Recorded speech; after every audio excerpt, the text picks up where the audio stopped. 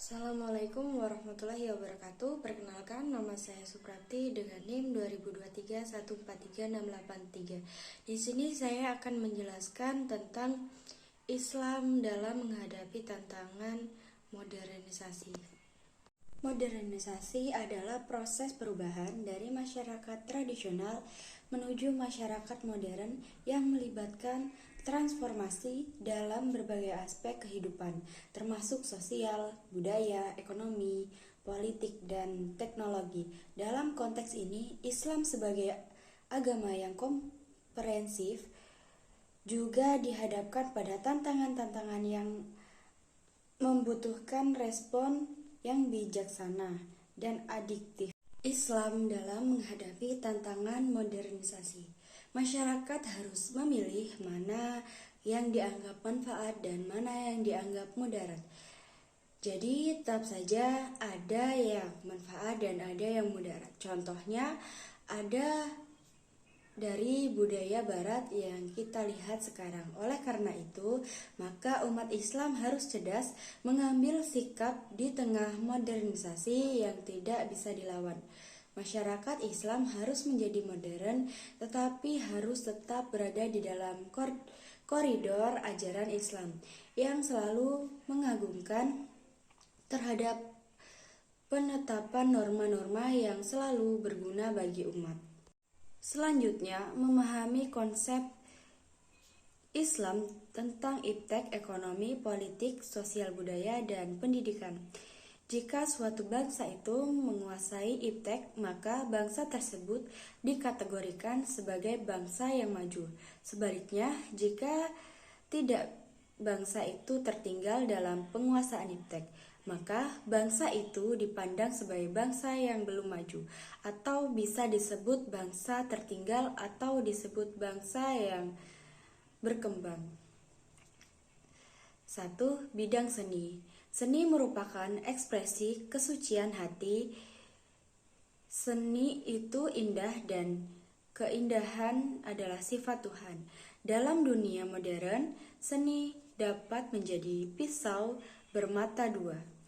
Bila di satu sisi dapat menjadi pencerah jiwa manusia dalam kehidupan, dan di satu sisi lagi dapat mencekam nilai hakiki.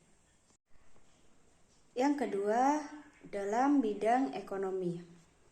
Menurut A.M. Saifuddin, tahun 1997 ada 6 pokok perekonomian, yaitu yang ke-1 ada barang dan jasa yang diproduksi. Yang kedua, sistem produksi yang akan digunakan untuk menghasilkan barang dan jasa tersebut. Yang ketiga, sistem distribusi yang berlaku di antara para pelaku ekonomi. Yang keempat, efisiensi dalam menggunakan faktor-faktor produksi. Yang kelima, antisipasi terhadap fluktuasi pasar mulai dari inflasi, resesi, depresi, dan lain-lain. Yang keenam, ikhtiar manajemen produksi dan distribusi agar efisiensi. Ekonomi konvensional berprinsip berkorban sekecil-kecilnya untuk mendapatkan keuntungan yang sebesar-besarnya. Dalam Islam, ekonomi ialah berkorban secara tidak kikir dan tidak boros dalam rangka mendapatkan keuntungan yang layak. Kekuatan ekonomi sangat berpengaruh terhadap eksistensi dan wibawa suatu bangsa.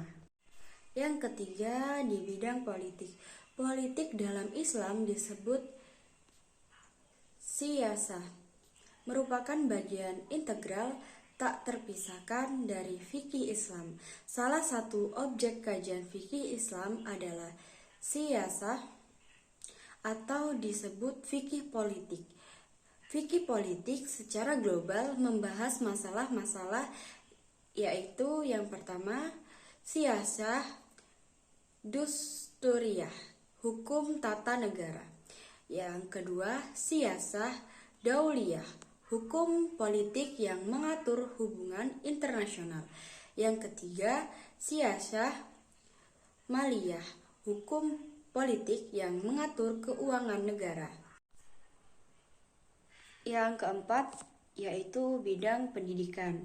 Tujuan pendidikan dalam Islam adalah merealisasikan ubudiyah kepada Allah baik secara individu maupun masyarakat dan mengimplementasikan khilafah dalam kehidupan untuk kemajuan umat manusia. Menurut An-Nahlawi, Islam mengemukakan 3 metode, yaitu yang pertama, pedagogis, psikologis, saling menasehati antar individu dan masyarakat menggunakan jalur kekuasaan. Tujuan pendidikan dikatakan berhasil manakala proses pendidikan dilakukan dengan cara yang baik dan benar. Selanjutnya yaitu dilakukannya perspektif Islam dalam implementasi iptek ekonomi, politik, sosial, budaya, dan pendidikan. Dalam kacamata Islam, sumber ilmu itu terbagi 2, yaitu 1 ayat Qur'aniyah, 2 ayat kauniyah. Dalam bidang ekonomi juga terdapat riba yang harus diperhatikan oleh masyarakat Islam. Seorang pakar ekonomi Islam yaitu Syafi'i Antonio menjelaskan jenis-jenis riba, yaitu riba qard, riba jahiliyah, riba nasiyah, riba dalam nasiyah. Dalam masalah politik, NKRI menjamin penduduknya untuk memeluk suatu agama dan melaksanakan ajaran agamanya. Kekuasaan harus diraih dengan berbagai cara, tetapi tidak menghalalkan segala cara yang diharamkan. Kehidupan demokrasi akan terasa menjadi berkah dan mendatangkan keselamatan bagi segenap rakyat jika dibingkai dengan nilai-nilai keilahian. Demokrasi akan menjadi bencana manakala para pelakunya menjauhkan diri dari nilai-nilai keilahian. Nilai-nilai ilahiyah yang terkandung dalam fikih siyasah antara lain yaitu 1. Al-amanah, 2. Al-adalah, 3. Al-hurriyah, 4. Al-musawah. Mengenali sumber historis, sosiologis, dan filosofis tentang konsep Islam mengenai iptek, politik, sosial, budaya, dan pendidikan. Secara historis, dunia Islam unggul dalam iptek, yaitu pada masa keemasan Islam, dunia Islam menjadi sangat kuat secara politik dan ekonomi yang didasari penguasaan terhadap iptek secara sempurna, di mana terjadi pada masa kekuasaan dinasti Umayyah yang berpusat di Damaskus, Syria, serta zaman kekuasaan dinasti Abbasiyah yang berpusat pada Baghdad, Irak. Secara teologi, Allah telah menetapkan bahwa yang akan mendapatkan kemajuan pada masa depan adalah bangsa yang menguasai ilmu pengetahuan yang dilandasi dengan iman, di mana umat Islam makmur secara materi dan rohani, juga makmur dalam keadilan dalam kemakmuran. Membangun argumen tentang kompatibel Islam dan tantangan modernisasi. Modern adalah perubahan sikap dan pandangan dari tradisional ke rasional, dari primordial ke logis dan nalar. Terdapat beberapa karakteristik dalam ajaran Islam, yaitu Yang pertama, rasional. Yang kedua, sesuai dengan fitrah manusia. Yang ketiga, tidak mengandung kesulitan. Yang keempat, tidak mengandung banyak taklif. Dan yang kelima, bertahan.